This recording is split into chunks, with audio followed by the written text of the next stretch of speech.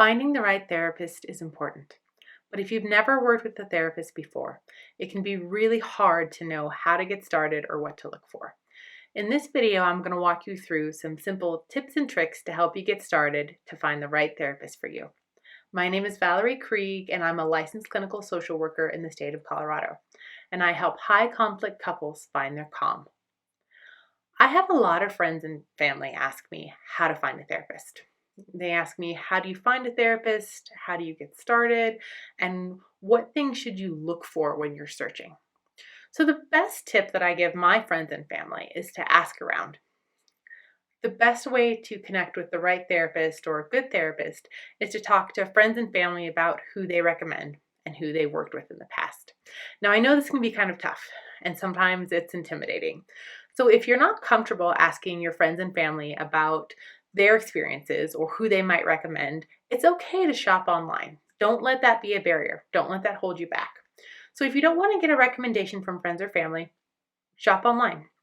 It's okay to Google local therapist, right? Therapist in my area, couples therapist who helps with conflict. That's a great way to get started to see who's offering services and what that might look like for you. There are also some wonderful directories where you can find a good list of candidates.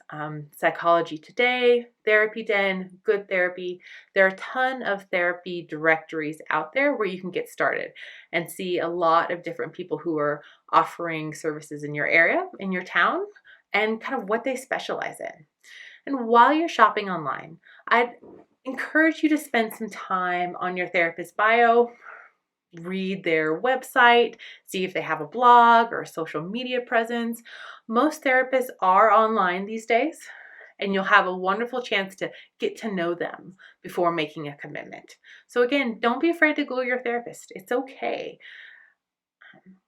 And when you're Googling and when you're looking on their website, start with a list of, let's say, 3 or 4 top candidates, people that you're really interested in working with. Once you have that list of 3 or 4 candidates, take some time to reach out and take some time to interview your therapist. It's okay, I promise. A good therapist is going to be willing to answer your questions and your concerns. And in fact, most therapists offer what's called a free consultation. That's a short meeting, sometimes between 10 and 20 minutes, where you get a chance to actually talk to your therapist before making your first appointment. It's a chance to ask them about logistics, about their approach, and quite frankly, just to get comfortable with them. So don't be afraid to interview your candidates. Once you've Googled, once you've asked around, take some time to reach out and make sure you have all of your questions and concerns answered. When you're interviewing your therapist, make sure that you ask them about their experience, their approach, and their area of expertise. To be honest, most therapists are generalists. That means that they're really good at helping a lot of people with a lot of different things. But because they're generalists, they might not have the experience or the expertise to help you with what you need. So don't be afraid to ask them about it.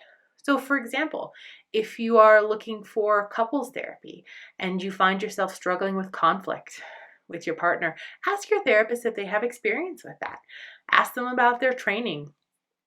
Ask them about their approach. It's really important that you feel comfortable that your therapist is knowledgeable about your specific needs and your specific concerns. So again, when you're interviewing those candidates, look for experience. Make sure they're specialized in what you need. Make sure that they have training and experience working with the things that you're hoping to find help with, right? So ask about that. And while you're interviewing and while you're asking, make sure that you have a connection with your therapist. Finding the right therapist is all about finding the right connection. A consult is a great way to see if you have that connection, to see if you're comfortable talking to them. If there's anything that doesn't feel quite right, that might be a sign that this is not going to be a good fit. One of the most important benefits of being in therapy or trying out therapy is the relationship that you have with your therapist.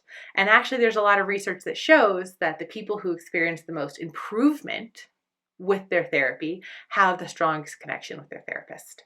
So when you're interviewing your therapist, when you're asking them about their experience, when you're browsing their website, make sure that what they're talking about how they phrase things. Make sure that it resonates with you and that it feels really, really good.